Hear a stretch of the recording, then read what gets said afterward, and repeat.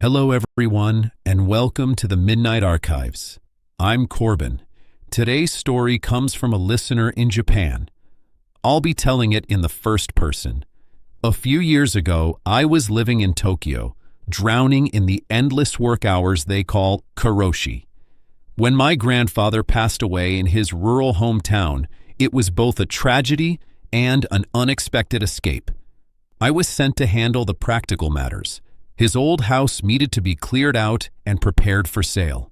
The village was in Shikoku, tucked between mountains so steep they seemed to swallow the daylight.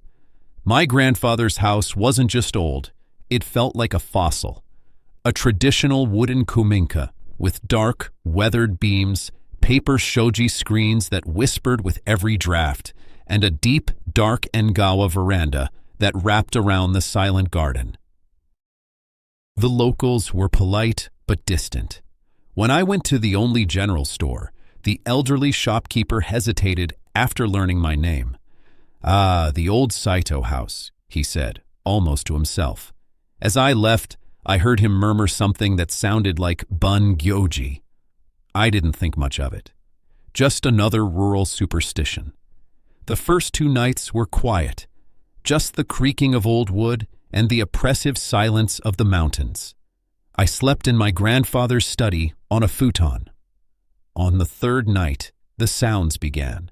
Not the normal house sounds, but a slow, deliberate shuffling. It sounded like someone in very soft-soled shoes, maybe tabi socks, walking the length of the Engawa veranda outside the paper screens. Step, drag, step, drag. It would start around 1 a.m. and last for exactly an hour. Every time I gathered the courage to slide open the shoji screen, there was nothing there. Just the empty veranda and the moonlit, overgrown garden. I asked my only contact, a distant cousin in the next town, about it on the phone. There was a long silence. "Did grandfather ever talk about his duties?" she finally asked. "Duties? He was a retired postman." She just sighed. "Some old houses, they have routines. It's best not to interrupt them." The following night, I decided to be smart. I bought a cheap digital recorder from the store and placed it on the Engawa before I went to sleep. The shuffling came, as regular as clockwork. In the morning, I played the recording back. My blood turned to ice. The shuffling was there, clear as day, but underneath it, on the recording, was something I had never heard with my own ears. A low, rhythmic, pained humming. It was a tune I didn't recognize, ancient and sorrowful, and worse. Between the shuffles, there was the faint, unmistakable jingle of small metal bells. I couldn't take it anymore. The next day, I went to the village's small Shinto shrine, hoping for some kind of help, or at least an explanation. The priest was an old man with kind eyes that turned grave when I described the sounds, the shuffle, the humming, the bells. He didn't seem surprised. "Your grandfather," he said softly, "was from a line of Ban-gyouji." That word again. He explained it wasn't just a superstition. In some remote places, long ago, certain families were given a sacred duty. The night watch. Not for thieves, but for something else. They were watchers and guides for spirits that were neither fully here nor fully gone. Spirits that clung to old paths and routines. Their duty was to perform a nightly ritual walk, a gaio, to acknowledge these presences, to keep the balance, so the spirits wouldn't stray or grow restless. The shuffling walk, the bells, the chant, these were the tools of the ritual. "But he's gone," I said, confused. The priest nodded slowly. "The duty sometimes remains. The house remembers the routine, and if there is no living heir to acknowledge it, the gaio must continue by itself."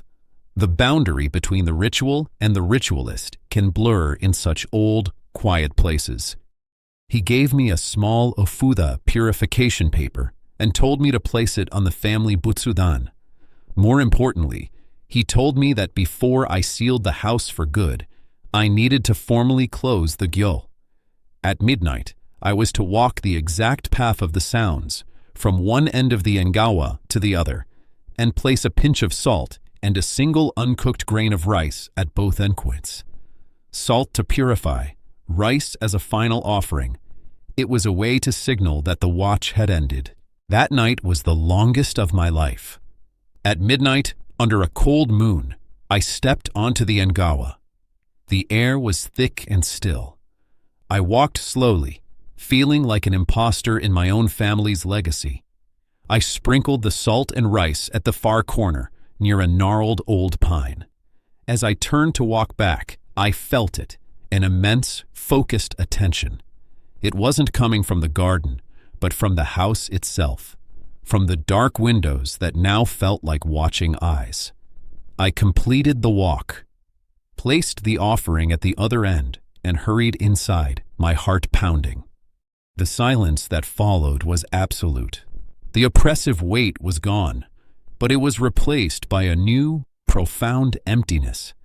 The house didn't just feel empty, it felt voided, like a shell whose purpose had been stripped away. I sold the house to a developer from the city. The last I heard, they tore it down to build a vacation rental. I sometimes wonder what they felt when they bulldozed the foundation, if they heard anything, or if they just saw an old, useless plot of land. But I know what was lost. My grandfather wasn't just a quiet old man. He was the guardian of a threshold I never knew existed.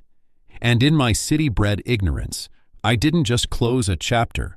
I ended a vigil that had lasted for generations. Some duties aren't meant to be finished by the living. They are meant to echo in the bones of a house, a low, humming shuffle in the dark, keeping a watch that we, in our bright, busy world, have simply forgotten how to see. And that was the story from our listener in Japan. A reminder that some houses aren't just places to live. They are vessels for memories, duties, and watches that outlast the people who began them. If you have a story you'd like to share, please send it to us. Until next time, sleep well, if you can.